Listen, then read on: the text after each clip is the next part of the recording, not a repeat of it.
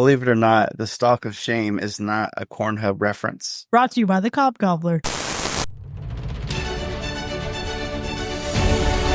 Season's greetings and salutations, and welcome to the 2025 Slasher's Choice Awards with Hacker Slash. If you're joining us again, welcome back. You are my affliction. If this is your first time listening, welcome to the party. We are a horror movie review podcast dedicated to telling you whether a movie is a hack, a total joke, a waste of time, or a slash. Totally killer, pun intended. We believe horror is for everyone, and as such, we rate movies with the perspective we've gained from our varying walks of life and the flavors of fear we fancy most. My name is Chris. I'm your friendly neighborhood slasher enthusiast. This week, I'm joined by the classic horror connoisseur, Sean. You have awakened me from an eternity of darkness, song. The paranormal paramour, Binks. I dreamed a hot dog ate me last night. Like it ate me. The demonic darling Chell. Nothing's a toy. Not even the toys. And the found footage fanatic, Nathan. I'm gonna take my knife and cut you from one set of lips to the other. Normally we're here to review movies, but this is our very last episode of 2025. Now, in true Hacker Slash tradition, it's time for us to look back on the year, reflect on what we've done, and set our course for 2026. In this episode, we'll actually go through some of the best and worst in show, from survivors to villains to kills and overall films. We each gave our nomination for each category, and our listeners voted to decide each winner. But first up, let's see what 2025 looked like for us by the numbers, brought to you as substitute teacher, Chell. So it was another really busy year for Hacker Slash. This year, we did 66 total episodes. The Hacker Slash team did. Our total downloads this year were at 259,392. The total numbers of movies we watched was 53. The total hours of movies watched clocked in at just about 106. Hot damn. The total recording hours, if you can believe it, is 198, which if we count the current recording right now, we're probably hitting that 200 mark, guys. Oh, for sure. Oh, yeah. For sure. We got it. So Now does that this- mean that technically we've been just talking a lot of smack with the other 90 hours in between? Yeah. Or maybe, That's essentially what it means, yes. Got You it. can't I love rush it. art. So this is one that's extremely impressive, and this is, mind you, this is only being carried by just a few people on our team. 372 total editing hours. A Listen, lot. and by a few people, let it be me to say that that's really Chris and Sean, okay? I don't know how to edit a damn thing. So let's give it a round of applause, a strong one at that, for the two of them for really hunkering it down, especially for any same-day releases. You know, those are real tough, guys, and they lose sleep over that. So thank you both for that hard work. Thank you, Sean, because this number used to be in the 500s when I used to have to do it alone. Yeah, that's wild. Isn't that crazy? Imagine spending 500 hours a year on something. And By that yourself. something By is yourself. fixing other people's words. You So know, sorry. So sorry. here to help, but I feel like, we're getting better every year. So included in that, also, we had 14 total hours of B-side content this year, which anyone who enjoyed us during the free sides or is a patron with us knows that there is some prime quality content in the B-sides. The B-sides, man, that's where it's at.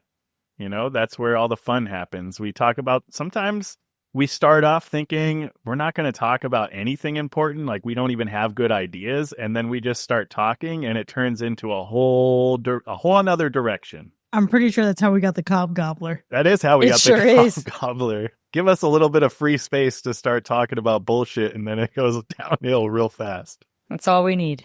So total hacks this year was 67. When you think about it, we've done 66 episodes, 53 movies. So there was some bloodbaths going on, I feel like, this year.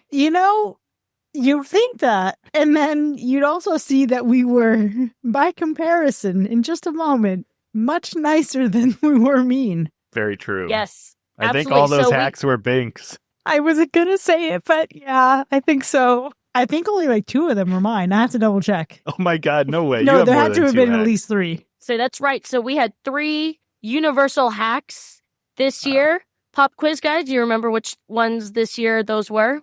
Hell House. Candy corn. Oh, yeah. Oh, yeah, candy corn for sure. Wow. What is the third one? So I just listened to I'll Always Know What You Did Last Summer, Mm, and I'm pretty sure that was a universal hack. First of all, that's a crime, I believe that. but Wow. Whoa, that- whoa. that may be number 3. That is think- undoubtedly number 3. Yes, it is. That sounds right. I guess we didn't always know. I'll always know what you did in Colorado. Completely unrelated to Southport, North Carolina. Always know what you hacked this summer. Ah, there it is. There it is. There it is. Thank God Nathan's here to correct the history books. All right. So total slashes that were given this year is 126. That's So all. yes, you guys were pretty generous this year. We were having a good time this year is how I like to see it, you know? I like to think we were open. Yeah. Open. Open and vulnerable. I love that. Meanwhile, my entire year is falling apart and it reflects in my hacks. I'm so sorry. It's a lot. And this year we also had 28 universal slashes. So that's pretty good. That's Is this a that's record? over 1/3. Is this a record for slashes and universal slashes? I think I need to go back and double check the history books. We'll start out early next year when we do a follow-up episode. We will absolutely right the ship and write the records and reveal whether or not this was a record. I think it is, though. It feels like one. We just had a good time and we liked a bunch of shit this year. You know, we were choosing joy. We were choosing peace. Yeah. We were in our lane, moisturized, thriving. Moisturized. And speaking of lanes, on sort of my lane and Nathan's lane, you know, we love coming up here on the podcast, but what we do a lot is kind of on the backside, on the written side. So wanted to give you guys a peek on our website visitors for the year to date. We have had over 7,600 visitors to the Hacker Slash website this year. That feels Woo. like 7,600 more than there's ever been. Yeah. Amen. Well, Incredible. over 7,000 of those were new users, which means they were people that were either brand new to the site or hadn't done it, hadn't come probably since you guys launched it, maybe looked at it once. So a lot of new users this year. And part of that is probably due in part to the fact that we wrote 25 blogs this year.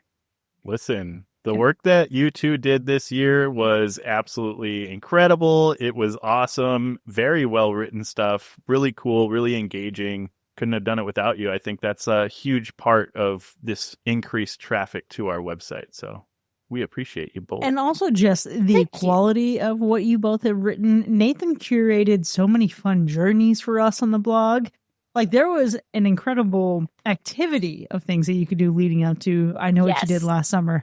I'm so sorry that he wants to forget what he did this summer, but here we are. Yeah, I curated some of, I don't know if I'd say the best, but some of the more memorable episodes that Sean and Binks did over the course of the show. And those come out every couple of months. I'm hoping to get Max out next. And we'd be remiss if we didn't give credit to Chris as well. She also had quite a few things on there that she input, a lot with the Friday the 13th franchise this year. She helped us unravel the Halloween timelines. So Chris was also doing a lot of the Lord's work using her slasher expertise. Some of her reminders of That's What You Missed before the Fierce Street Prom Queen came out. So Chris was making sure we were caught up, and to reference back to Be True to Your Ghoul, we were up on the curriculum so that we could all excel this year. You know, I did just remember now that this was the year of the rom-com to horror movie pipeline. So that does hold a special place in my heart. Thank God. Wow. It feels like it's been quite a year. It sure has, and it's been a lot of fun, and I share Nathan's sentiment, excited for what we can do with the blog in 2026. Excellent. Well, those data points are only half the story, because while we are hosted on many different platforms, the world has absolutely fallen into fascination with a little bit of something called Spotify Wrapped. So we're going to unwrap it. Let's do that. Now, we know famously I love me a Spotify Wrapped, but we're going to unwrap this one and kind of unpack what our stats were, starting off with our top episode, which was episode 405, Weapons 2025, a great one. I would say that was a good time, and one that a lot of people were looking forward to listen to. Weapons was crazy. 1, great movie. 2, a great episode. 3, We actually debated doing a bonus episode because we just couldn't stop fucking talking about this movie. Yeah, there was so much that went into it. And I also just want to call attention to the fact that Nathan is wearing the sickest weapon shirt I've ever seen. It also is like in the styling of Season of the Witch. It's so cool, actually. I need to know where he got it. Wait, that's crazy. I was seconds from wearing my weapons shirt. Whoa. It's not that cool, though. It's just the white t-shirt with the doodles. But that's like, you win on the weapons shirts. Thank you. Yeah, honestly, I can't remember. It's either Fright Rags or Terror Threads or one of the more mainstream horror shirt places. It looks incredible. And again, Weapons was clearly beloved by many of our listeners. It was played 226% more than the average episode. So we had a lot to say, and people wanted to keep hearing it time and time again. So we appreciate that. But speaking of our listeners, the listener growth this year has been incredible. We have 6.5 thousand new audience members. Wow. So that's plus 308%. Those are crazy that's stats. Some wild growth right there. Yeah, and just remember, that's Spotify only. So when you think about this and then compare that to the insane growth that we had like over 20,000 new folks on just like our regular download. So it's wild. Business was booming this year. Business was booming with 3.9 million minutes of listening. Okay. Break that down. That's 65.6 thousand hours of listening. My God. All right. Let's take it a step further with 2.7 thousand days of listening. Whoa. Do we want to hear weeks? 390, folks. 390 weeks later. 390 weeks later.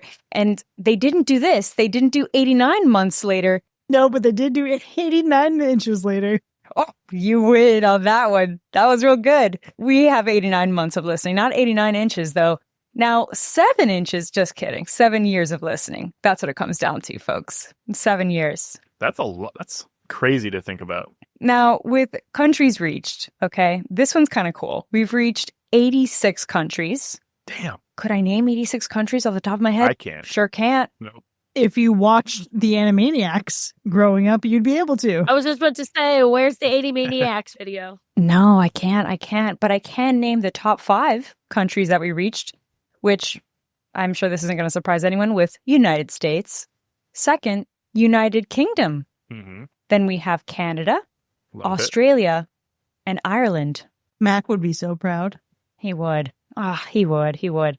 Now, some really cool facts in terms of top podcasts for listeners, right? So top 10 for 3,000 or 3.1 thousand fans. So that means we were the top podcast. We're up there. Or at least the top 10 for 3.1 thousand people. That's pretty cool. They could have listened to a lot of other podcasts, but we made it to their top 10. And I love that. And taking it a step further now, okay? Fans listen to us 99% more than other shows. We received more comments than 99% of other shows. In particular, funny that we were making our 28 years later jokes, because episode 397, that was our 28 years later episode, it got the most comments. And I'm sure because of the debauchery that we were talking. Probably. I gotta admit. Don't worry, we have Bone Temple coming in, so it's going to be great. Oh, we sure do. A lot of boning. We sure do. A lot of boning. We did receive more shares than 97% of other shows. So that just goes to show you that when you're a top fan of ours, you really are listening in, you're commenting, you're engaged, and we appreciate that. I love it. You know what was wild about some of these stats, at least when we were breaking it down from Spotify, was the fact that they were doing like top shows and they were giving us our stats, and then there was like the stat that like also threw in like Taylor Swift. And it's like, what are you trying to say? Are you trying to say that like there's a portion of people that are listening to Taylor Swift that are also listening to Hacker Slash? And is there some kind of weird pipeline from Hacker Slash to Taylor Swift here? Now, listen, technically, if we want to be real technical here, we do have a dedicated Discord channel for the Swifties. So there is an overlap. There's so many Swifties in the world that it's bound to be some Hacker Slash fans out there. So I don't doubt it. It's a circle. It's probably because we keep talking about Twilight and Taylor Lautner, and Taylor Lautner dated Taylor Swift, and Taylor Swift started with Taylor Lautner in Valentine's Day. Good job with that pipeline. Again, it's the rom-com pipeline. But that's our Spotify Wrapped Unwrapped, and I can't wait for next year to kind of unpack our stats.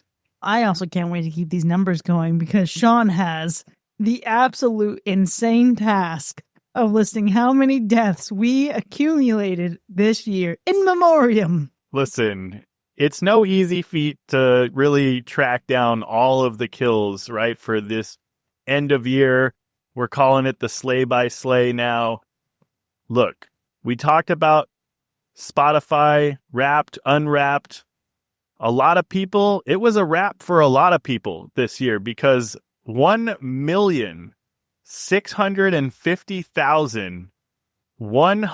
1,650,121 and a half deaths this year. And if anyone can remember where that half came from, you get a little extra point. It was a fetus. It sure was a fetus, but whose fetus was it? Damn, I don't know.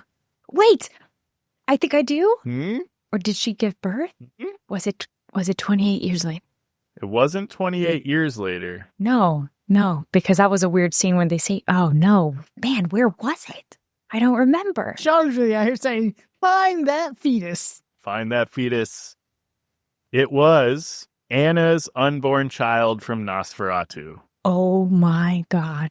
Yeah, we started off the year with a 0.5 in terms of the body count. That's crazy. Yeah, we started with the 0.5 and we never evened it out. Is there all the fuck them kids moments that we've had? We didn't get a whole lot of fetus action. You know what I mean? Just the one. But what movie had the most kills? Well, we know it wasn't Silent Night, fucking Deadly Night. It definitely wasn't Silent Night, Deadly Night. I'm tempted to say 28 years later if you're counting all the bones. I will say we Reveal didn't it. get to 1 million just because we had a lot of movies watched. It's really one particular movie that pushed us into that category. I'm going to throw my bone in the 28 years later pool too, because I can't remember if you did count all of those bones. No, I don't even think Final Destination Bloodlines. Or maybe? No. Not really. No. The next highest was Jason X with 19,815 deaths. Sean. Fucking Cloverfield. Cloverfield. It put us over the edge. There was 1 million plus in just that movie alone. I literally was calculating this back. I think Cloverfield was an episode that I didn't get to join, unfortunately, but I was going through it and I'm like, yeah, Jason X, 19,000, almost 20,000. That's going to be the one. And then I got to Cloverfield and I'm like, holy shit. We got to 1 million something on that episode. Wild. I forgot how many deaths occur in that movie. Absolutely nuts. We do have a tie for least kills, though. Can we take some guesses to where the least kills were? It's 1 kill, so let's break it down. There's 2 movies with 1 kill each. Exorcism of Emily Rose? No, that movie had 2 kills, Exorcism of Emily Rose. Yeah, that's close. You're That was right. close. I feel like, no, Honeydew feels like it had multiple kills. No, it had 1. Oh, You got motherfucker, one. yeah. It only had 1. All the shit that went down, we only see 1 Yeah. death. The other one was Conjuring Last Rites. Wow. But Wow, that's very disappointing. listen, kills are kills. We got to track them. Well, I can't wait for another year of the Slay by Slay. But, Banks, you also had the task of leading us through incredible trigger warnings for all those animal lovers out there. Give us the best in show.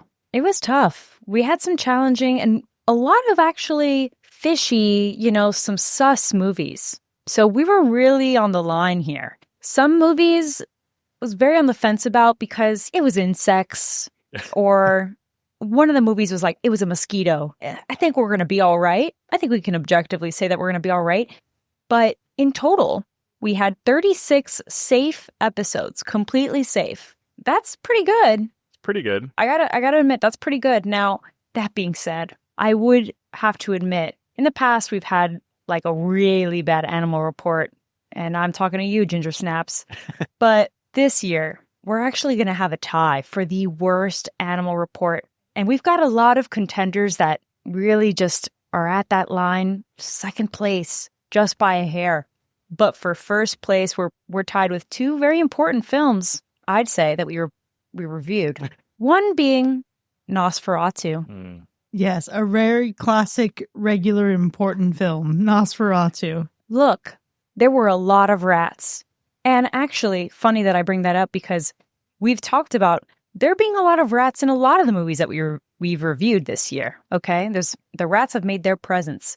But in this movie in particular, we have it right in front of our face. Some very disgusting eating. We'll leave it at that. So not very pleasant, not one bit. But the one that it tied with is a heartbreaking one for me, at least. And that was Bambi the Reckoning.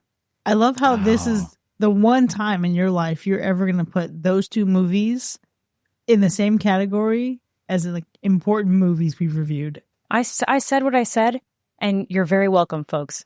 I've warned you about two very critical pieces of cinema, okay, in terms of Animal Report and Warning. Now, for different reasons, right? I would say that both are pretty violent in terms of what they do to animals, but Bambi the Reckoning takes it a step further by making you cry about it. So, hits you in the feels. Just heed that warning. It gets you in the feels for sure.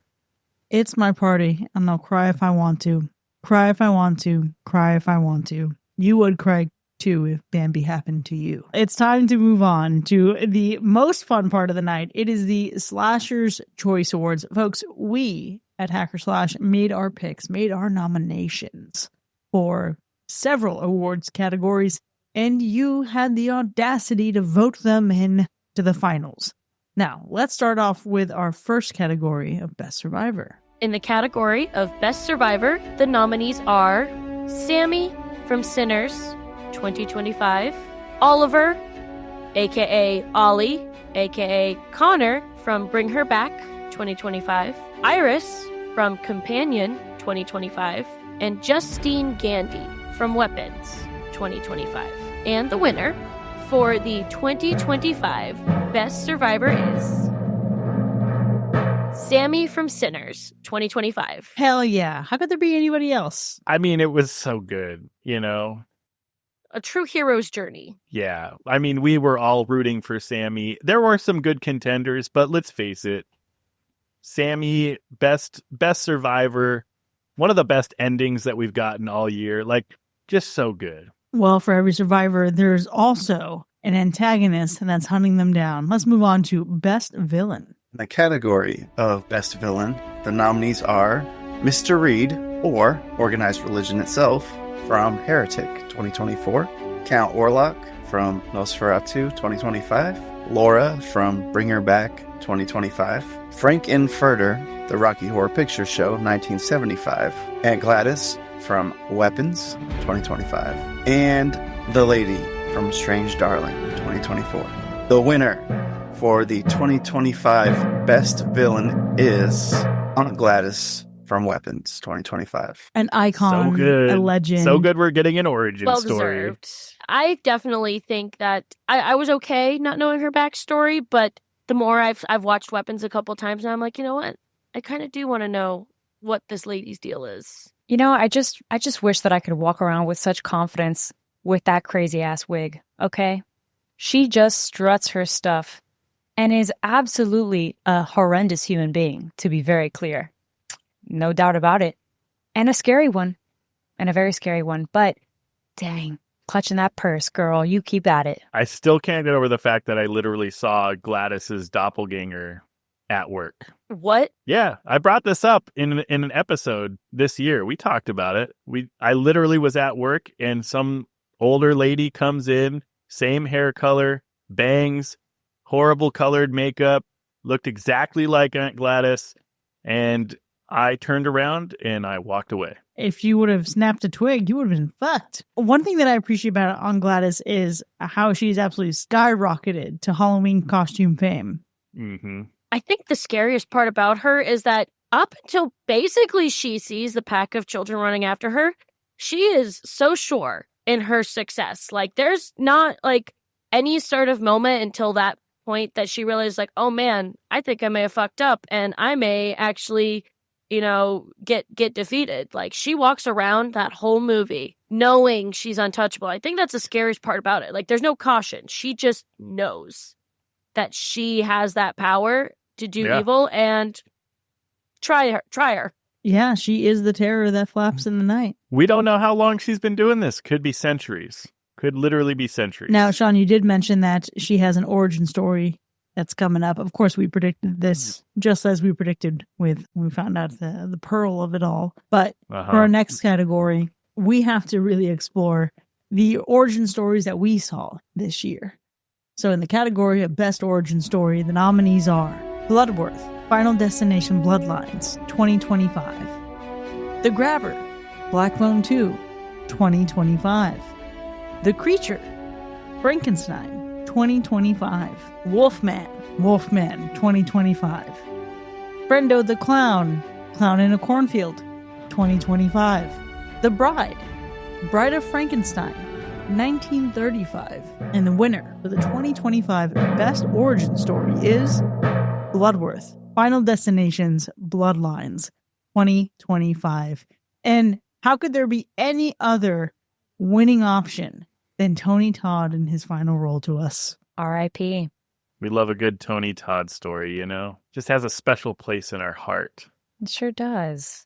Sure does. And it was also just like, well done. I think that, I mean, if you're going to do a whole Bloodlines movie and you're not going to pay homage to the king, you'd be doing it wrong otherwise. Yeah. He's been such a cryptic part of so many of the movies that to finally, in his last one, find a way to tie it all together and put a bow on his story. It's really nice. We love it.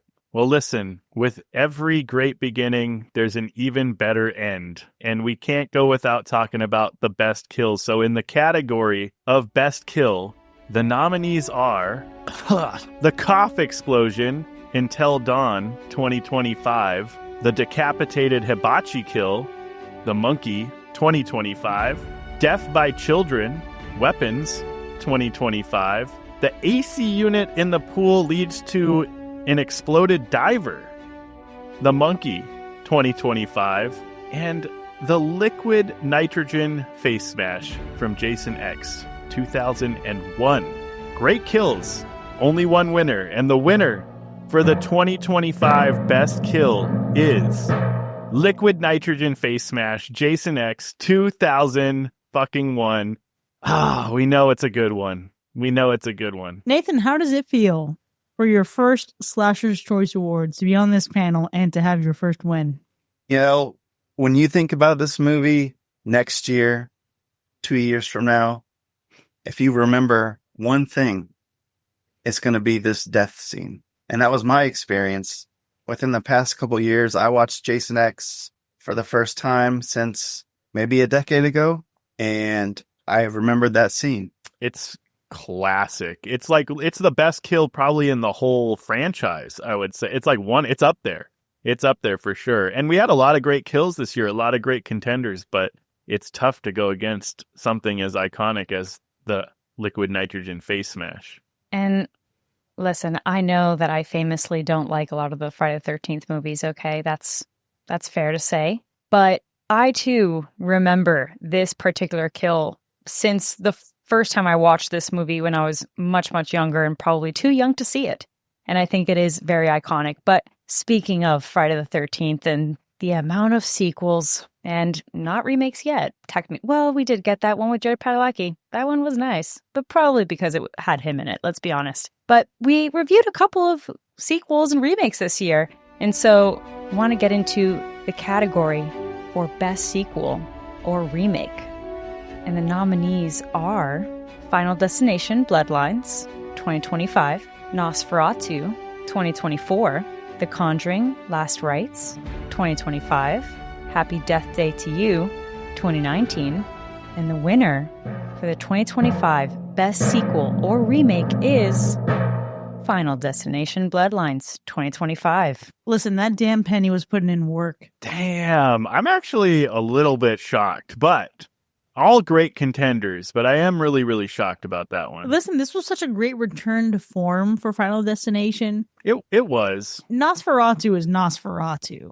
Incredible fucking movie. When you look at all of the classic horror remakes, they're fucking all trash. They're almost all shite. Okay? So the fact that we had a year where we had Nosferatu and Frankenstein, and they were both pretty fucking solid, that's a feat. Listen, you could have nominated one of them. Well, you did nominate Nosferatu. You could have nominated Frankenstein. Well, Nosferatu is better. There you go. We had to say goodbye to Tony Todd. And also, let's just be clear. What is Nosferatu coming back from? Other good movies that are just historically old. What is Frankenstein coming back from? an incredible novel, and a million adaptations. What is Final Destination coming back from? Arguably some of the lowest points of its franchise.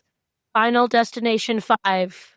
Yeah, no, it's a pretty tough revival. There is a big difference there. You know, if we're getting a most improved franchise, I can give them that credit. I mean, it's there. Listen, You know, Sean, also, let's talk about, Chris, you said the penny thing, and it made me realize that Final Destination was working so overtime, and that penny really put in the work in that movie that pennies are no longer made anymore, okay? That's it. oh no, That was you're also- giving credit to this franchise for the penny going out of circulation. It foreshadowed things its own happened. death. I'm just Okay. saying. Hilarious. But not only that, remember that there was also at a showing of Final Destination, a movie theater had its own accident. That is true. That is true. You got to give it credit. There was some Final Destination shit happening at the theater. Well, listen, we love a good tale. And what is a good tale if not just ample soil for a great plot? Absolutely. We've got all these kills and all of these villains, but even some of those best characters can really fall apart if you don't have a solid plot. So, in the category of best plot, the nominees are Sinners from 2025, Bring Her Back from 2025, Nosferatu from 2024, Weapons from 2025, Heretic from 2024, and Strange Darling from 2024. A lot of stories here, a lot of interesting approaches to writing out plots and keeping the watcher engaged. But the winner for 2025 in the category of best plot is Sinners 2025. To no one's fucking surprise. I mean, we called a lot of this when we saw Sinners, you know?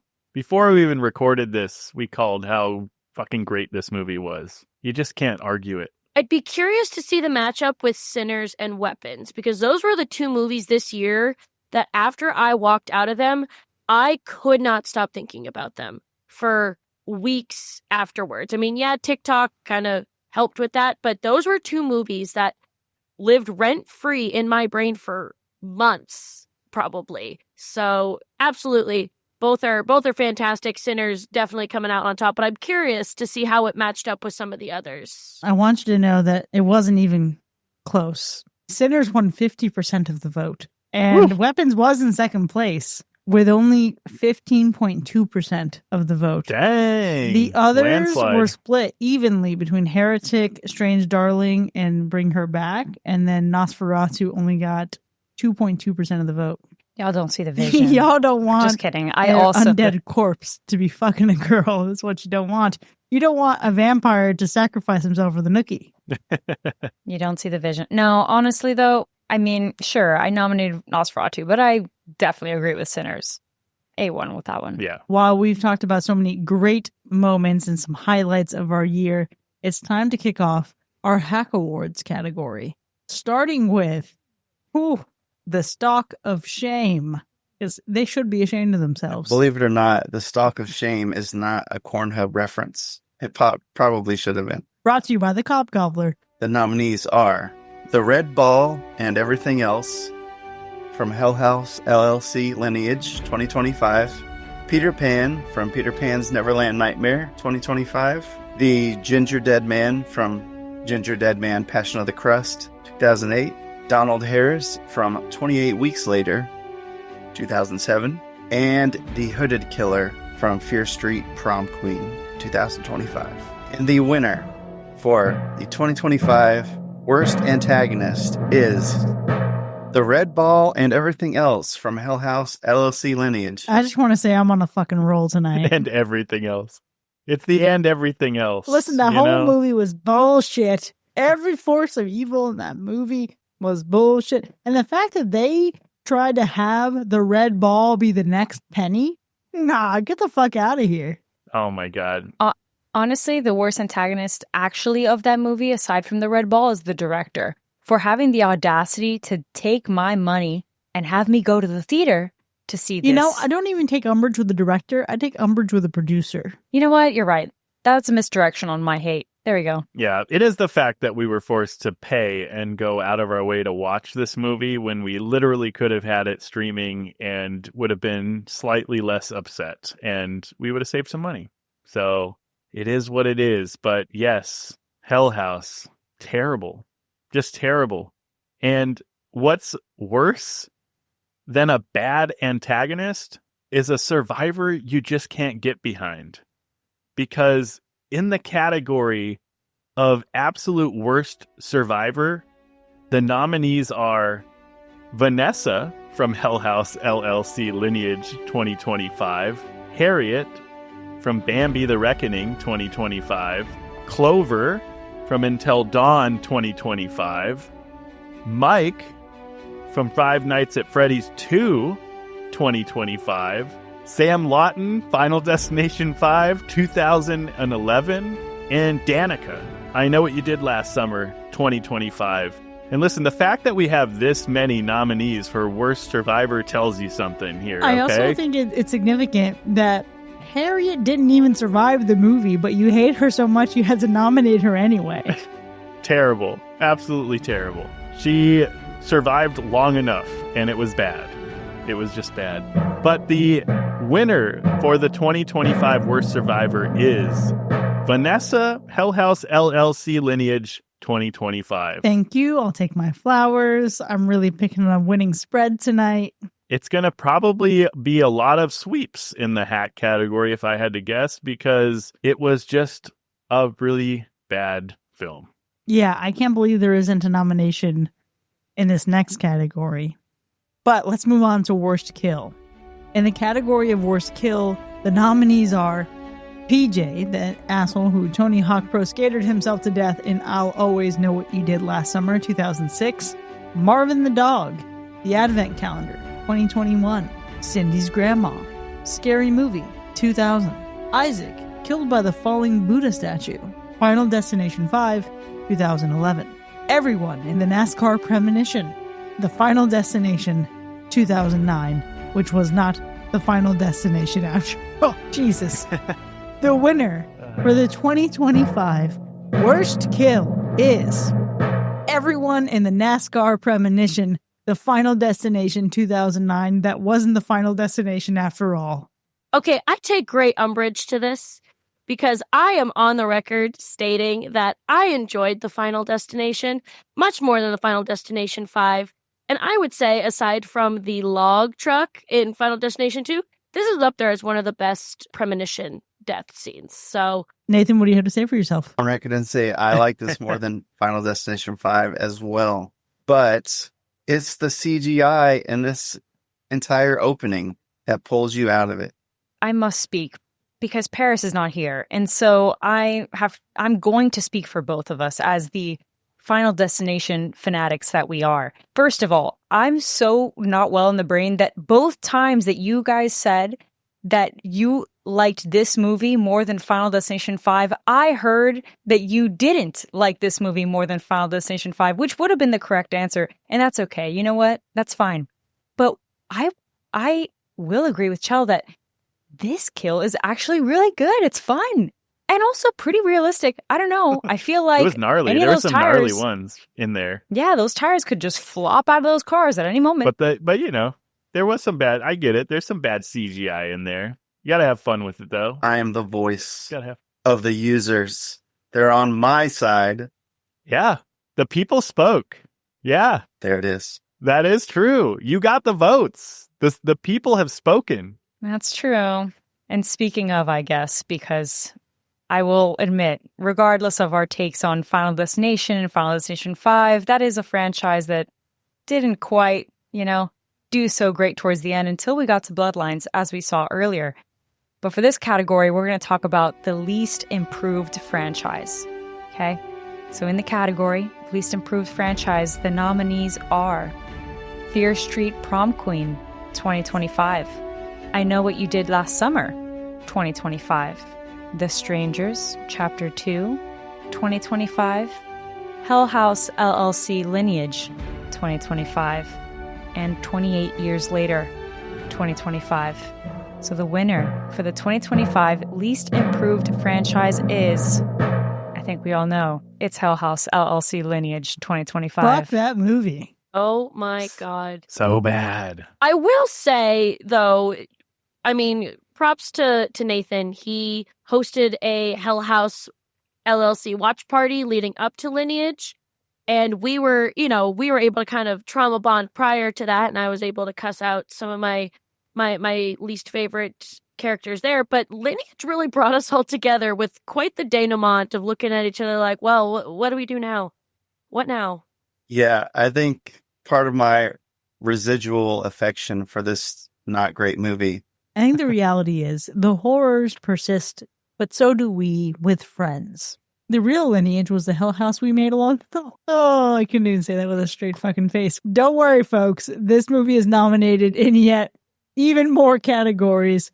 Let's talk about the nominees for the most disappointing ending. In the category of most disappointing ending, the nominees are Vanessa's Bullshit in Hell House LLC Lineage 2025, Bambi the Reckoning 2025, 28 Years Later 2025, The Advent Calendar 2021, Until Dawn 2025, and I Know What You Did Last Summer 2025, Divas Up, and the winner for the 2025 most disappointing ending is Vanessa's Bullshit, Hell House LLC Lineage 2025. There it is again. Hell House LLC. Just terrible. I mean, what else is there to say? Look at all these categories. Worst movie, worst whatever, most disappointing ending. What? It's just bad, folks. It's just bad. I think we need to tag the whole Hell House LLC team, Cognetti, all of them. He was pretty active. He was the one that was pretty active on social media trying to defend the movie after it came out. Yeah, I think we need to tag them. Let them know how we feel, how the people feel. It's just a severe audacity. It's really what it is. It's what it comes down to. And listen, for those of you listening that maybe didn't see Hell House LLC Lineage and you're like, what am I missing out on? Nothing. Let's start there. Save yourself from watching this quite literally. And know that if this movie wasn't reviewed this year, then I'm sure the results would maybe be different. But that just goes to tell you the strength of how bad this movie is. That we all, like, even though we nominated different things, right? Several different things, we all can come together in our consensus about this movie in particular. Yeah, you can't mask it. Yeah, and I think you can also tell I get angrier about this movie with every time I nominate it because I said Vanessa's Bullshit specifically. Yeah. And that's still not a spoiler for how bad that ending gets. But I think it also classifies itself as yet another nominee in another category. Let's take a look at all of our options for worst sequel or remake. In the category of worst sequel or remake, the nominees are The Strangers Chapter 2, 2025, Wolfman, 2025, 28 Years Later, 2025, I'll Always Know What You Did Last Summer, 2006, Hell House LLC Lineage, 2025, Hello Again, and I Know What You Did Last Summer, 2025. Fuck that movie. Oh, wow. The winner for the 2025 worst sequel or remake is The Strangers Chapter 2, 2025. I'd argue that two of the nominees don't even belong on this list. And I have a feeling, and I have an inkling that I know which those are, and I said what I said. Is it 28 years later? Yeah, that doesn't belong on this list. For sure. No, it does. That's fine. No, I said what I said. But listen, this is a testament, though. Hold on. Because this is a testament. Now, like I just finished saying, right? If Hell House LLC wasn't in the mix, it would be something else. And this is an example of it's in the mix, but we actually found a film that reminded other people, like, wait a minute now. Let's really think about how trash this movie is. Strangers Chapter 2 is pretty up there in pretty fucking bad. Okay, but it's pretty fucking bad because it is the worst of its two movies in its retelling. However, Hell House LLC Lineage also had Lake of Fire, Lake of Bullshit that came before it. So it's like, is it that bad comparatively when the franchise was already going downhill? It actually is, because what happened here wasn't that The Strangers Chapter 2 was actually the worst remake or sequel for this year. It was that people got tired of choosing Hell House because they're sick of talking about Hell House because Hell House fucking sucked. So they had to choose something else. So that's just what that is. The Strangers Chapter 2, love it or hate it, I don't know if it deserves worst sequel or remake. Well, don't worry, because there's still more options to go. The fall from grace, though, from something as incredible as The Strangers to what was given in Strangers Chapter 2 is pretty nuts. But you bring up a very good point. I think that maybe there could have been another option here, and Sean's right. They were just getting tired of clicking the same thing. It's kind of like when you take a test and on the Scantron, all the answers are C, and you just start feeling suspicious about yourself. Don't worry, there are still more options. Because in the category of worst plot, what the fuck was the point even of this movie?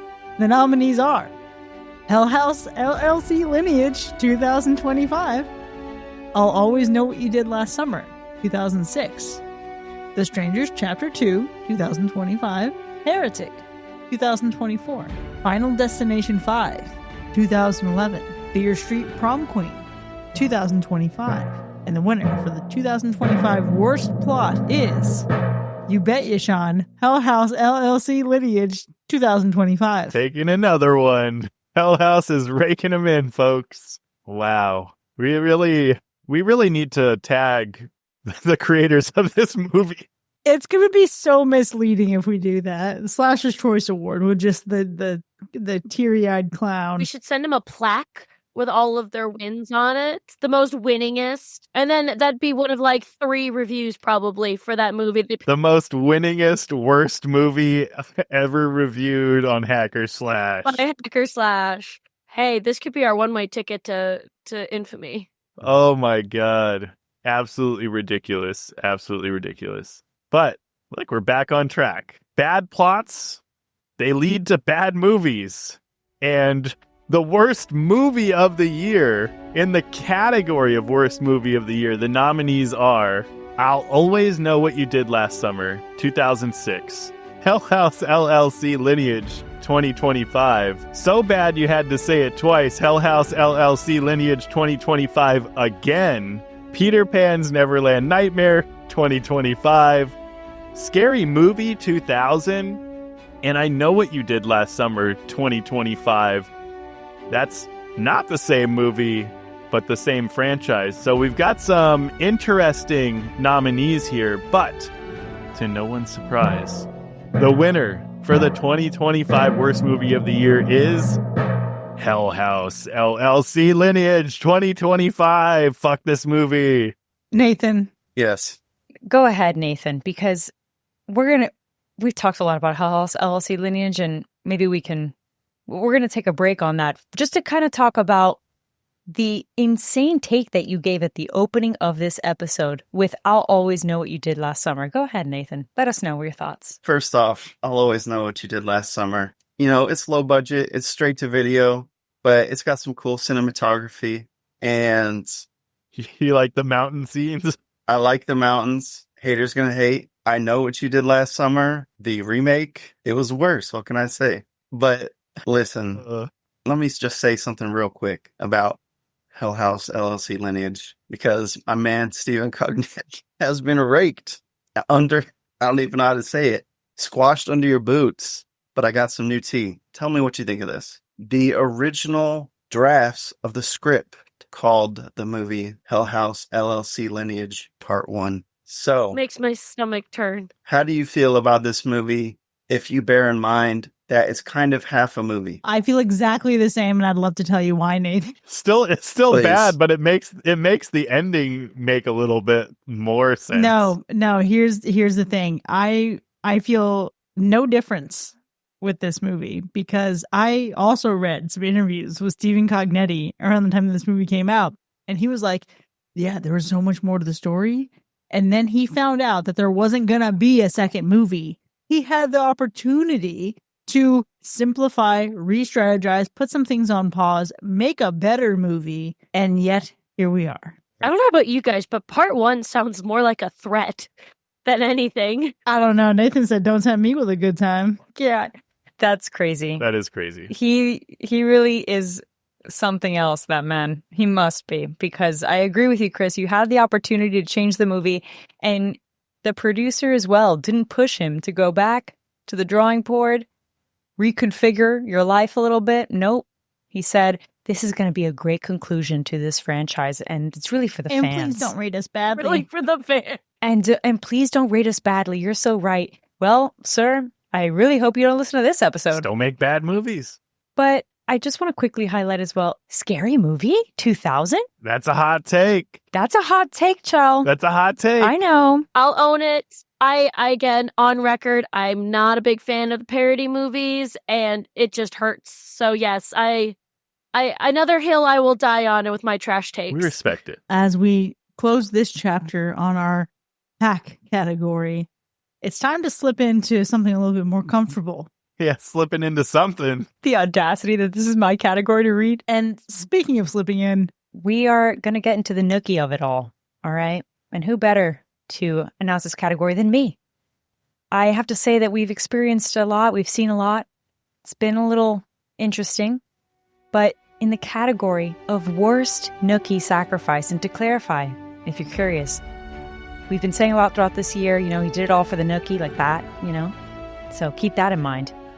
The nominees are Count Orlok, Nosferatu, 2024. Josh, from Companion, 2025. The Demon, Strange Darling, 2024. The Society, in Society, 1989. And The Virgin Orgy Party, in Cherry Falls, 1999. And the winner for 2025's Worst Nookie Sacrifice is Count Orlok, Nosferatu, 2024. the man himself who inspired this category. Yeah, It's only fitting. it is only fitting. I just love that there's so much opportunity for people to fuck around and find out. It's the ultimate. true. It was the ultimate sacrifice. You have to respect it. I do want to mention, honorable mention here that isn't in the nominations is Silent Night, Deadly Night, our boy Billy. That is. We talked about that, and Yeah. that's a pretty bad did it all for the nookie. Actually, it could have been one of the stronger contenders.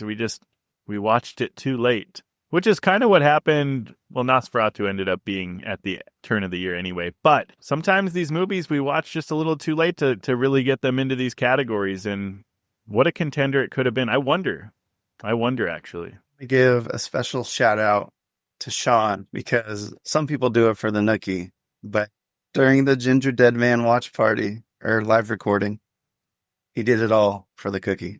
So now that we have slipped into something comfortable, let's talk nip slips, guys. So in the category of most unnecessary nudity for 2025 slasher nominations, the nominees are Alpha's 28 Inches in 28 Years Later, 2025, Count Orlok's Ancient Dong from Nosferatu, 2024, Society from Society, 1989, and Android Nips from Jason X, 2001. And the winner for 2025's most unnecessary nudity is Android Nips from Jason X 2001. I have a few things to say, okay? Let's start off with number one. I love that we're being really clear with our most unnecessary nudity. It's not just tits, y'all. It's all the things. It's all the things. It's all the genitalia, okay? So I really appreciate that. But number two, and this is important to highlight, okay? It says most unnecessary nudity. And the reality of the situation is that both of the dongs referenced here in the nominations, the public found it to be necessary, to be studied, to be fascinated by, to be at one point teabagged by, because I felt that way when I watched 28 Years Later. Oh my God. Not the teabag. It's true. Wow. It's huge. So that's why I think it didn't win. Let me speak out in defense of Android Nips. They're unnecessary nudity in the sense that definitionally they're not necessary because this is a fake person. They're still cool, I guess. So you won on a technicality. You won on English language. Yes. And I respect that. That's pretty cool. Oh, bless get that. you, Nathan. Bless you. You really just saw this for the scientific study it was. And one could argue that literally, actually, Alpha's dong was being studied. Well, not literally the penis, but, just in general, like he was kind of being studied. So scientific. By you. Well, listen, there's a lot of exposure in the Nookie sacrifices, in the unnecessary nudity. But let's give a shout out to those who covered it up with wiggiest wigs. In the category of wiggiest wig, the nominees are Thrasher, The Monkey, 2025, Cindy Campbell, Scary Movie, 2000, The Lady, Strange Darling, 2024, Aunt Gladys, Weapons, 2025. And the winner for 2025's wiggiest wig is the one, the only, Aunt Gladys, Weapons, 2025. The wig was wiggin'. I mean, actually, we had 2 red wigs in this nomination pool. It's not bad. It's a good time for redheads. Oh, and this, at the conclusion of Welcome to Derry, while Aunt Gladys sure popped up out of nowhere in that movie, there were some other movies that really blew us away this year, for better or for worse. Let's move on to Biggest Surprise. In the category of Biggest Surprise, the nominees are Peter Pan's Neverland Nightmare, 2025, Frankenstein, 2025, Sinners, 2025, Weapons, 2025, Presents, 2025, and Hard Eyes, 2025. The winner for 2025's Biggest Surprise is Hard Eyes, 2025. And I can see why, because you take a look at this movie concept, you're like an emoji killer, really? But then you watch it and you're like, ooh, okay, this is really good. I really, really, really enjoyed that movie. And I really enjoyed getting to meet its director, Josh Rubin, at Spooky Empire. Shout out to him. He actually listens to the show. And that was such a nice, pleasant surprise. Well, look at that. Winning a category already. Love that. And winning our hearts. But that did not influence the people's votes. They didn't know about this at the time of this voting. A lot of good surprises this year, though. You know, Hard Eyes definitely deserving for sure. It was a good surprise. But even when you look at some of these other nominations, probably, I mean, I don't know what the actual voting percentage was on these. Doesn't really matter. The fact is we had a lot of really great surprises this year. Like, we had some solid movies that came out. But biggest surprise, solid movies, there's always going to be that movie that you like to watch when no other people do. You know, you might be the only one watching, but it's that guilty pleasure. And so in the category of guilty pleasure, the nominees are Popeye the Slayer Man, 2025, Jason X, 2001, Scary Movie, 2000, Halloween, H2O, H20, 20 years later, 1998, The Final Destination, 2009, Hell House LLC Lineage, 2025. And the winner of 2025's Guilty Pleasure is Halloween H2O, 20 years later, 1998. What is there to feel guilty about? You know, I was gonna say, I see no guilt. I think it's a fun movie, but listen, it's probably not the strongest in the franchise. You know, we have that one, like, you know, I'm just trying to justify it, but we have that one, you know, Michael moment. The eyes are really popping out of the mask. It's looking a little goofy. You know what? I don't know. I'm reaching here. I think we should be clear that it's one of the stronger in the franchise, and it has the one and only LL Cool J. Oh yeah, LL Cool J's in this one. Yeah, that's true. I mean, it's not bad. It's not bad. I like it. I like it for what it is. It's fun. You know, shout out to the one positive category that Hell House LLC Lineage could be put in. Some people, when it comes to guilty pleasures, have skeletons in their closet, but I don't. I just have that fucking clown outfit. It's funny that you say that because we're talking about guilty pleasures, and I feel like in the case of having a Hell House LLC Lineage as your guilty pleasure, that's like having that whole saying where it's like only a mother could love, like a face that only a mother could love. Like, that's kind of how I feel about Hell LLC Lineage, right? Yeah, in a sense, like when I said Halloween 5 is the son that only a mother could love and I love, but even though it's really not worth loving. Absolutely. Also, like that time that someone thought that the Michael Myers tattoo on your arm was your son. That was also wild. Wild. You see, all of the things, all of the motherly love. And speaking of, we've definitely had some really great moms this year in our films, okay, that we've been reviewing. So in the category of Best Mom, the nominees are Hope from Black Phone 2, 2025, Lorraine Warren, The Conjuring Last Rites, 2025, Laurie Strode, Halloween H2O, 20 years later, 1998, and Isla, 28 years later, 2025. So the winner and our 2025 Mom of the Year is none other than, of course, Laurie Strode. Halloween H2O, 20 years later, 1998. You know, I'd like to say, I love Halloween. I love Laurie. But even I could acknowledge that Isla should have won this category. But it's really because, why? Speak about it. Is it the son? Is that Laurie Strode's son? No, it's literally, I just think Isla was a great mom. Like, she really fucking went ham, and she had that whole beautiful moment. I was being very genuine here. Well, we also don't know what happened to Laurie's son. He just kind of disappeared off the face of the planet. Fuck that guy. You know, he got saved by his mom and rode off into the sunset. Chris, I was just gonna say before you start talking about Laurie, I hope that Josh Hartnett doesn't catch any strays in this nomination. I want you to know that even though he's catching strays, he's right here on my shelf with the photo that you sent me of him and LL Cool J. Constant reminder of his greatness. Well, you know what they say. Behind every great mom, there's often a trash dad fucking it up for the rest of us. So this year, we have several nominees in the category of Worst Dad.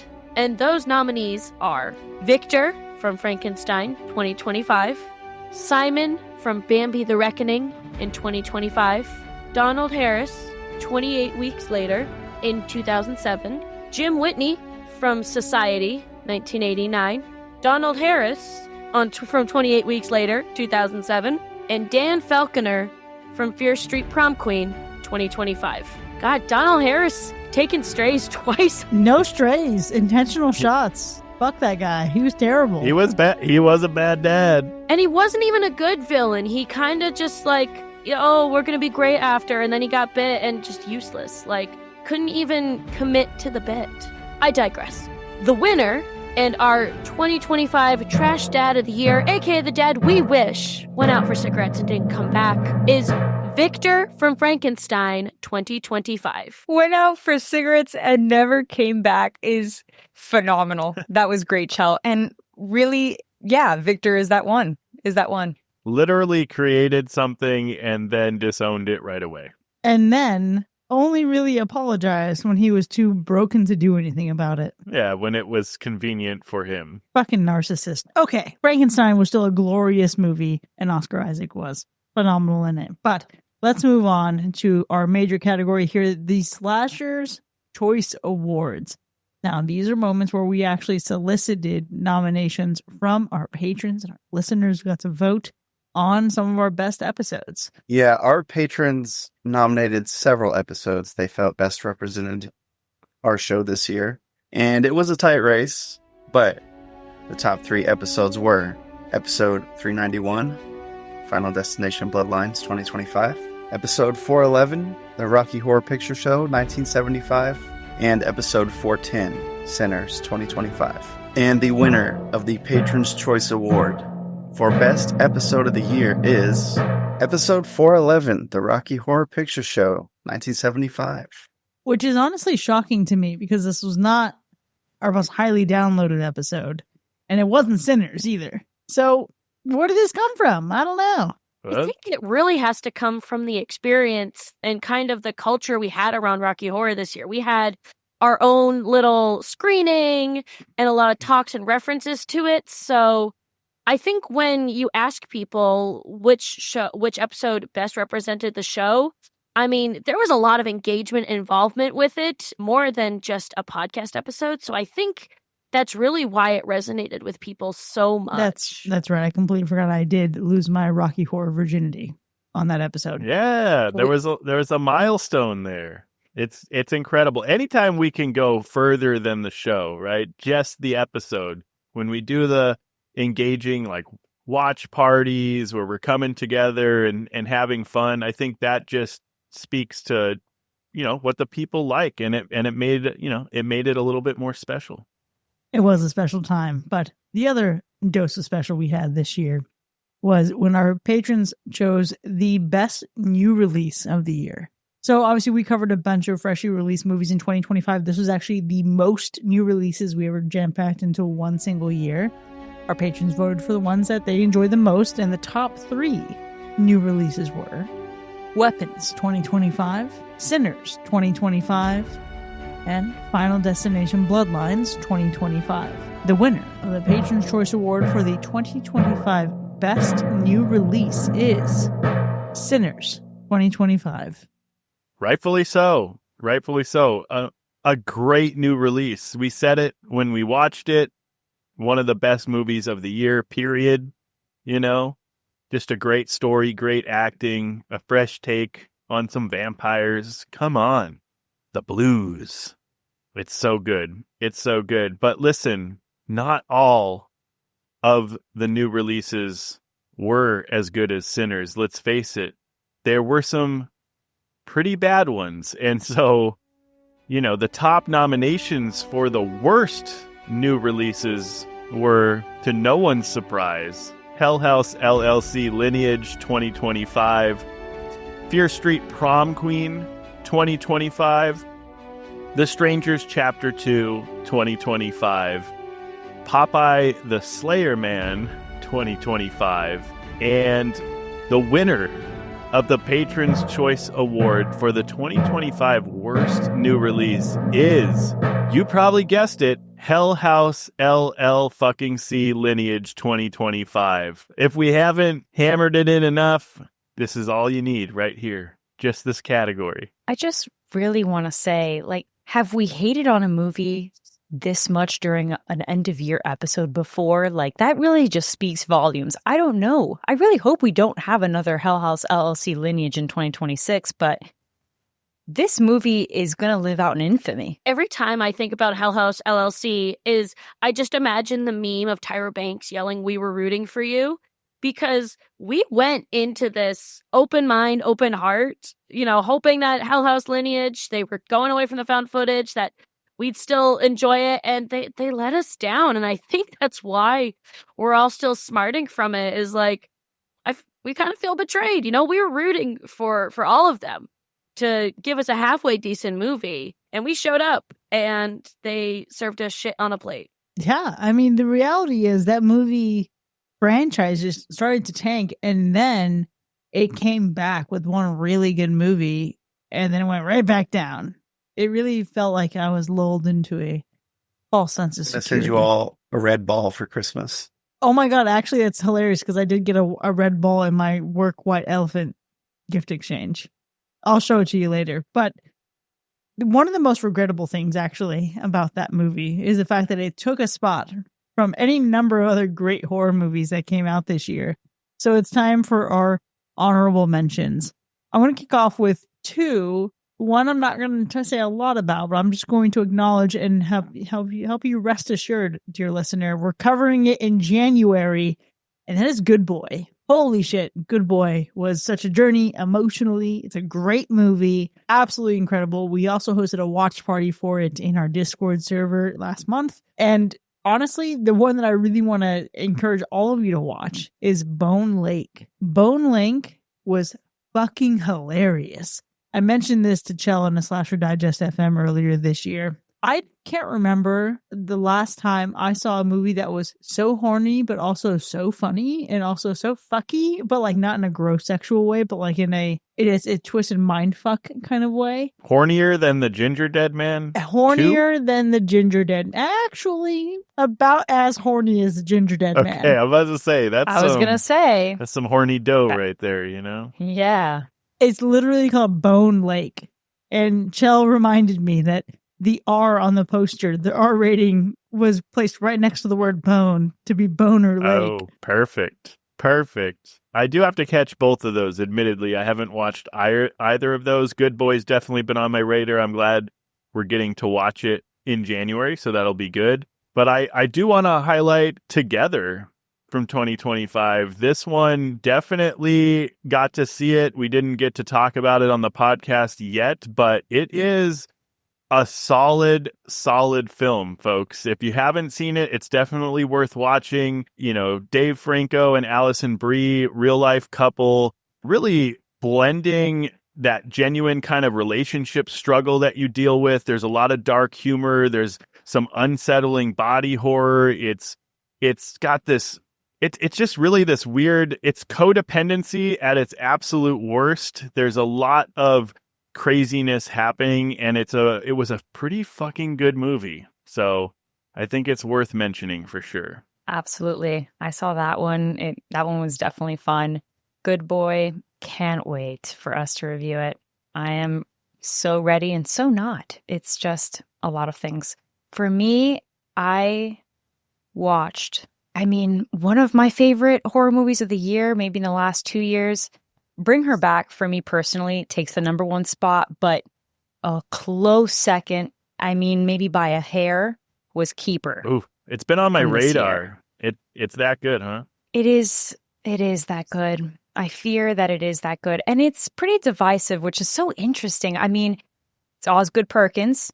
He's really just throwing him out every few weeks. He's already at it with another script, but Keeper did something to me, man. It was incredible. It's so good. It's very slow burn, but fun. And it has this Peggy Lee song that is so haunting. I think about it constantly and how eerie it is, even though Peggy Lee is usually just she's such a beautiful singer, right? I can't recommend it enough. But I think, Nathan, you also my movie of the year Keeper, huh? as well. I think there was a creature, I would say, in the trailer.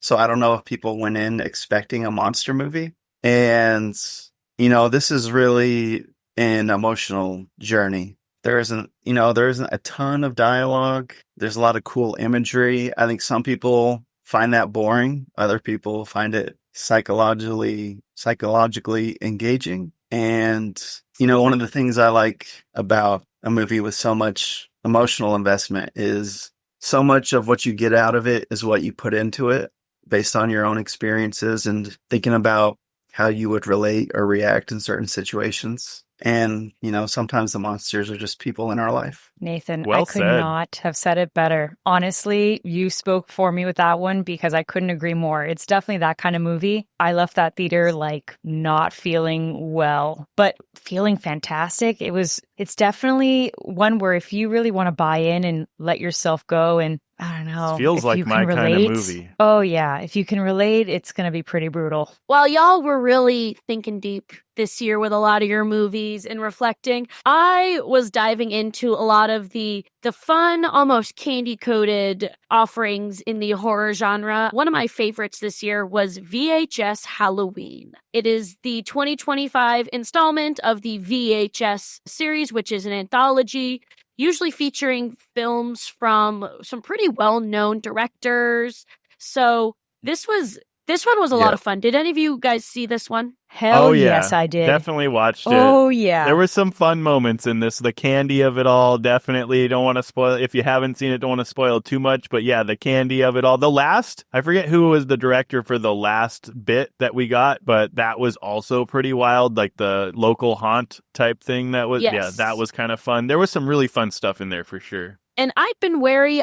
Every year they're coming out with one, so almost out of obligation, I was tuning into them to see what it was, but they weren't really. I'd watch them and nod. Oh yeah, that was nice. That was good. I kind of liked this one, but this one just had me jazzed. It's the first one in quite a few years that I was really excited to revisit and rewatch because, again, it was scary. There was some really clever imagery, some really iconic. There's a few things in there that I'm like, I bet those could be some good iconography and some good Halloween costumes. But it was fun. It kind of reminded me because, yes, we have the good boys and the togethers and the keepers and even the sinners and the weapons that are they're a little bit heavy. You walk out kind of chewing on something. So it was really nice to have something a little bit more bubblegum, a little more fun during the Halloween season to remind me horror is and can still be fun and still be done well. So if you're unsure about the VHS series or maybe you haven't loved the past few, definitely give Halloween a try because I think it will bring you back into the fold. And I'm excited to see them build on this momentum. Absolutely love that. I haven't watched a single VHS movie since the first VHS, but you are making it sound a little bit more compelling. Maybe I can find myself a moment to trust that in this next year. But it is now time for us to digress into some human time, where we get to discuss a little bit of the positive personal stuff that's been going on. I think personally for me, a couple things. one, I got the most use out of my AMC A-list that I have ever gotten this year. Just, I completely forgot, like, Binks, Nathan, you were both talking about Keeper, and I'm like, Keeper. Oh yeah, that's that movie that when I sat in the theater, I was like, well, this is giving Bone Lake in the beginning. I don't take away anything that was particularly good about that movie. Don't worry. I'm not throwing shade at it. But I think being able to just disconnect and watch a lot more this year was very therapeutic. Last year in this episode, I announced that I was getting my own place. I didn't have the keys yet at that point. Now I made my house a home. So I feel very settled in here. I got my office all set up. This is the most like dedicated space I've ever had to the podcast. So that feels really, really special. And actually, this was a huge surprise. I got a fucking cat. I got a cat this year, and the cat's name is Jingle because that's her default name. That's the name that she came with, and I took too long to debate between Blair and Nosferatu. So here we are. Dang. Tough choices. Well, now you have a very holiday festive kitty. You know, yes, I like to think about it as like, I don't know, some kind of demonic bell jingling. She's gotten into this habit of like punching doors, so that's what we're into. I wanted her to be a little spooky girl. That's punching doors. That's wild. Man, this year there's been a lot of ups and downs for me this year, but I will say I did finally have the opportunity to close the gap between where I work and where I live. So for those that don't know, I was driving probably 3 to 3.5, maybe 4 hours a day in just travel time just to get to work and back. Commute wise, over 140 miles a day. I put over 50,000 miles on my car over the last couple years. Like, it has been absolutely gnarly to deal with that full-time job. Also, all the time that goes obviously into the podcast. Like, it's hard to find the balance, you know what I mean? And so this year, I finally was able to shorten that gap, and my commute is luckily now just like 35 minutes. So feel really good about that. I love that for you, Sean. I also just want to point out, I got to go visit Sean this year, and that felt really fucking great. I got to see him a couple times. Yeah. Couple times. It was great. I had a blast. Man, that commute journey, though, is brutal. So I'm so happy that it is cut drastically. Yeah. Because that is too much time out of your life. That's for sure. Similarly, this year's definitely been quite the ride, but a mega highlight, I'd say, was that I went to Japan. That's like my dream trip since I was a kid. I've always wanted to go to Japan. I was there for 10 days with some of my best friends, so that was fun. I learned a lot. I learned that the videos that you see of people being crammed into those subway trains is very real. I got caught in one. That was scary.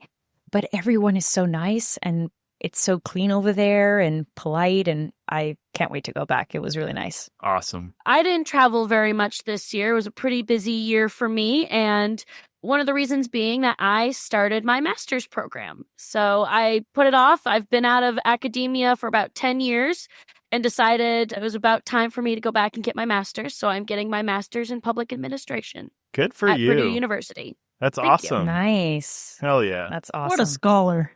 Myself, a positive personal thing that happened this year is that I was able to visit Chell for the first time. It's something that we had been talking about for a year or two. We only live like 4 hours apart. Oh, yeah.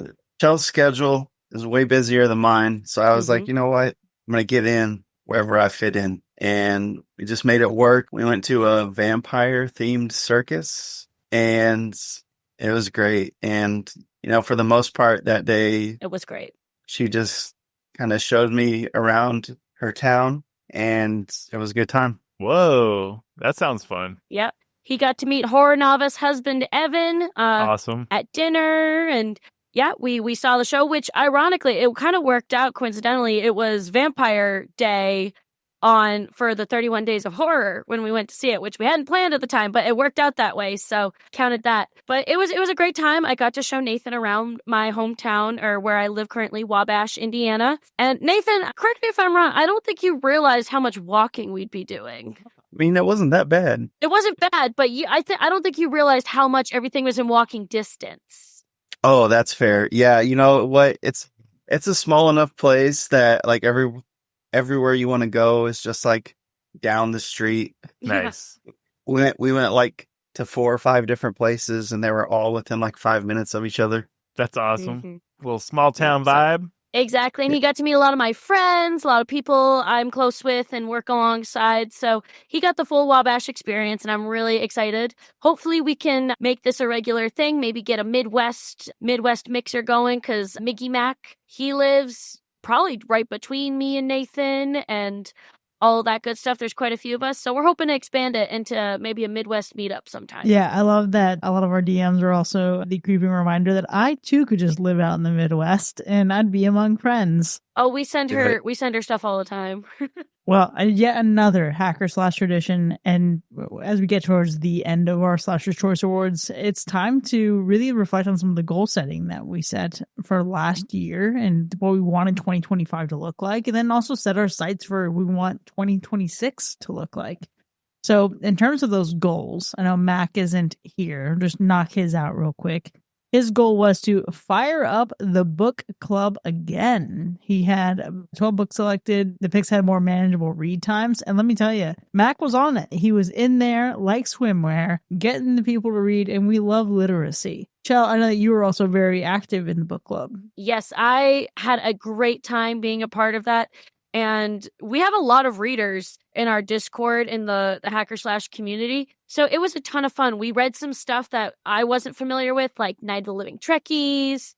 But also we, of course, keeping with the theme with the big premiere, we had Clown in a Cornfield be one of our books. And we had a great book discussion. And we even took it a little further. Chris, you, me, and Mac hopped on a bonus episode to talk about the book versus the movie. So it was a great way to connect in a different way, because we've got a lot of avid readers, and even between books people are swapping suggestions, having their own little book discussions. So thank you to Mac for opening that up, and he already, I know, has our schedule for 2026, so I'm really excited to start figuring those in, and I think we're really excited. And thank you to everyone who's been showing up to the book club, who's been reading the books and being a part of it, because it's a really cool way to experience horror. Absolutely. I'm so excited to get in there. I did just get lent a copy of House of Leaves from a friend, so I just started that, and I think I gotta finish it before I jump into any of Mac's books, but it's already pretty fucking trippy. Nice. So that one you may need a break from reading after. Yeah, maybe. I have to figure out how to read it. It seems very puzzle-like. But my goal for 2025, I had a couple things I wanted to do. One, wanted to land a vendor spot at Spooky Empire without a hurricane canceling our plans. And this was something that would have been very achievable until Spooky Empire selected Halloween as the dates. And that was not something that I, this year, was willing to compromise on. I did attend Spooky Empire, but I wanted to have Halloween down here specifically. So I went up Saturday and Sunday, which was so much fun. I got to hang out with Allie. We met so many great people. Got to meet Josh Rubin from Hard Eyes. Got to attend the Terrifier panel. And that was an awesome, awesome time.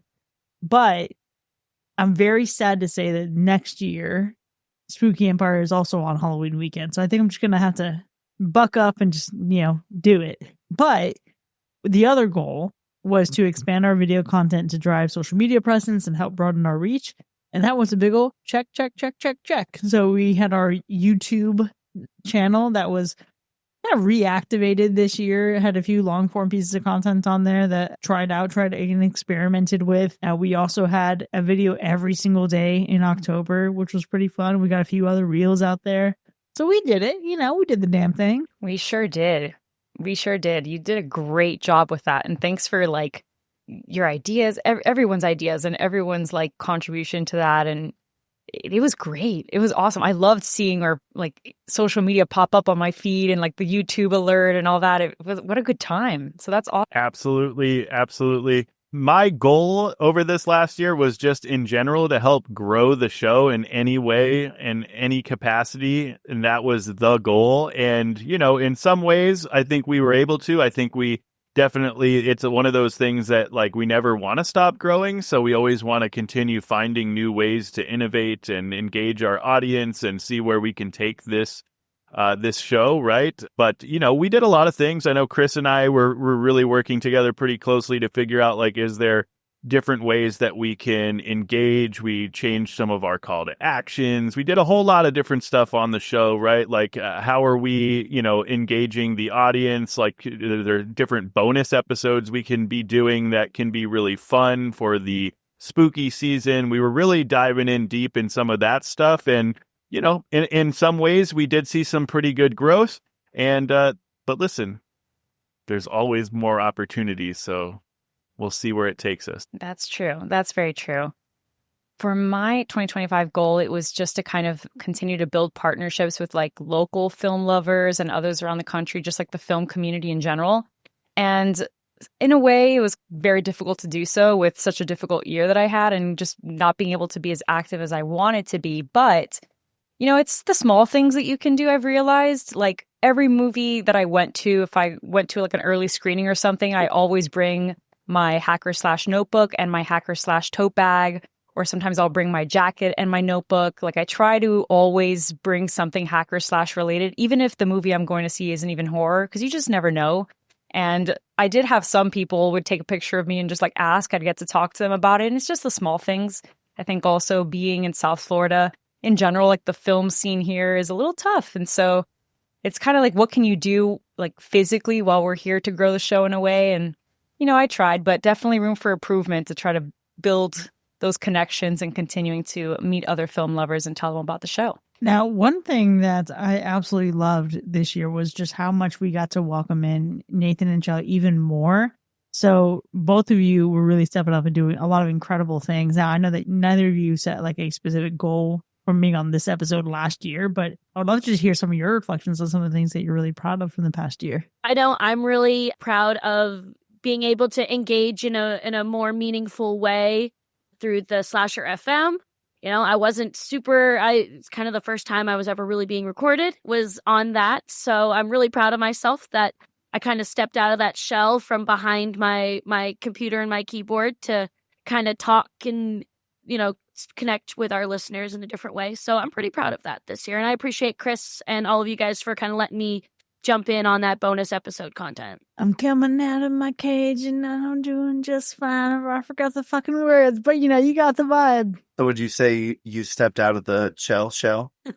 Damn. The shell, I like that one. Nathan never misses. Son of a bitch. Yeah. So I think looking back on this year, I think I'm just glad that I've been more spontaneous, I guess. Like my birthday was December 11th. And the 10th, depending on who you ask. Exactly. There we go. And the week before, I just flew out to Texas to enjoy myself the weekend. I would say in the middle of the year, around June, I went to a Walking Dead convention in Georgia. And I've done a bunch of stuff kind of in states surrounding me, like Wisconsin, Indiana, visiting Chell, Missouri. Mostly I've just been traveling more. I have a new car, so I've just been trying to get out there. It's been great. I love that. He can't be stopped. He's on the road. He's on his way. I hope that travel brings you around these parts because it's time to set our 2026 goals. And there's two big things that I want to focus in on. One is just another year of connection. And what I really want to do is just refine our whole approach. We used to do a follow-up in each episode and have like the hacker/hotline, but I want to bring that back, but more so in the style of like listener feedback episodes. So that's something I want to try out for the first couple months of the year and just see how that feels, where we actually get to go through our comments on Spotify, on Instagram, etc., and just respond and have some of that conversation with you all. But then the other side of that is I really want to do another live show. And my preference would be for this live show to occur at Spooky Empire this year. Because listen, there's another podcast who did it, and it just seems very attainable to do. It seems very achievable. Listen, if we're going to spend Halloween at Spooky Empire, let's do it big. And let's do it together. I think that could be really cute, actually. Yes. It would be so much fun. We can have the whole horror community there. We could do a whole other show. You just pay to go to Spooky Empire, and then we just happen to be there. So it's not like a separate thing. The Spooky Empire rate at the hotel is already super, super affordable. So I feel like it could be a really solid thing to do. Hopefully it works out as a live show there. If not there, because I know that there's a lot of work and intentionality they put into their schedule of events, but I want to do a live show somewhere, either here or somewhere attainable. The live show was fun. It was epic. So we definitely want to try to do that for sure. And listen, I want to get a little bit more granular, I think, this year. I think just really honing in on how we can develop even more content. So whether that is helping you develop some of the stuff you want to bring back on the episodes, whether that's figuring out how we can get some other content going, we can really start engaging with some of these interviews with some of the people that are involved with the movies. We have opportunities. We just need to go actually hone in on them and make them happen. And I know it's super obtainable. We just need to work together to get it done. So my goal is to try to make sure that stuff happens this year and get those bonus episodes in. So, we're giving you a little bit of extra content, not just talking about the movies, but talking about the movies with the people that are making the movies, That would be great. I love it. I love it. For me, I'm going to keep it pretty basic because I feel like your guys' goals are certainly mine. Like, I'm so bought in. I think that that's like the cool thing about us having done this, together for a few years now. Like, I feel like it's like such teamwork, right? But for me, it's like just sticking to the basics of I have had such a wild ride in terms of my time commitment. I've had to change jobs twice. Like, it's been tough, but I'm now working from home, which means that my health is getting better, which means I have more time to be present. And so I just want to be like around more. I feel like I love spending time with listeners, jumping into the watch parties. I feel like every now and then, Chris and I will say something crazy about an idea that we have, and we live so close together that like I never get to see her. So I'm like, we need to do like the Sims stuff and, do the watch parties. And now I actually have the time to do it again. So I'm really looking forward to better time management next year, which means sillier stuff coming along the way. Isn't it wild that I've seen you less this year and I live closer to you than I ever have? But it usually, and weirdly enough, like that happens, like I saw my mom less, and she lives used to live right down the block from you. I don't know why that happens, but it's changing this year because, folks, I gotta tell you, when you don't have a commute like Sean's, and mine wasn't as bad, but it was almost just as bad, actually, for a majority of the year, it makes a big difference when you cut that commute, and your mental health and physical well-being will change for the better. Oh, speaking of silly stuff and engaging with the listeners, my goal is I would like to take the fun and momentum of Monster Madness 2025, and I want to turn it up. I want it to go to 11 and really amp up Monster Madness 2026 this year. For those of you who maybe are still new to the show, this is something we do in March. As March Madness is going on, we decided to take a horror twist on it with Monster Madness. Chris and I have been cooking up some ideas since Monster Madness last year. So I'm really excited to kind of put pen to paper, really get some really cool ideas out there to make it even more fun. Because last year was kind of just something we did, wouldn't it be cool? But now that, it's kind of caught fire a little bit, I'd like to see how far we can take it and how much we can amp it up this year. I hope you are prepared because there will be a reaping. Will be a reaping. Monster Madness is always fun. Definitely was fun this year. And it was fun to see you attempt to do 31 days of Scooby-Doo, was it? Yes, I did try to do 30 days of Scooby-Doo in September. It was a lot harder than I thought it would be. So next year, there's always next year. I think I got about halfway. But yes, I did attempt 30 days of Scooby-Doo in September. All right, I'm going to add to my goal some Scooby-Doo content for September. Oh my God, yes. Love that. So I think for this coming year, I am going to leave the country for the first time. Not too far, Canada. But yeah, I've never left America before. I just renewed my license. I'm about to get a passport. I'm going to meet my friend Alice, who I've known online for 20 years. And Binks, we're going to go to a Final Fantasy convention in Vancouver. So that's What? definitely going to be fun. That's next November. Wait, can I crash? Yeah, you Fuck want it, in? let's all just go to Canada and make the live show over there. Britt and Tony are there. Yeah, it'd be great to see everybody. Just like a small goal. Let's get Keeper on this lineup for 2026. That's not up to me, but I'm going to manifest it right here. Last, I just want to see all of you guys again because it's been 2 years since I saw Chris, Sean, Binks, Mac, Ryan, and Vero. So it's been too long. I say 1 year is too long, and it's been 2 years. So the next time that I see Binks, I can say, where the hell have you been, Loca? Because it's been 2 years. Hell yeah. So yeah, that's mine. Absolutely love it. And listen, it sounds like all of these goals go together. It seems like there's a lot of synergy here. It seems like it's going to work out. And I'm so excited to see what 2026 has in store for us. It's going to be the best year yet. But for now, there you have it, folks. We've had a terrific year, and next year promises to be just as bloody. Oh, yes, definitely. And if you had fun with us this year and you want to find out how you can keep this party going, consider becoming one of our patrons. Visit patreon.com/hackerslash to enjoy even more of the show with early access, extended episodes, bonus content like this show, and live shows. We'll see you next time, folks. And remember, you keep dancing with the devil. One day, he's going to follow you home. What the hell do you know about the blues?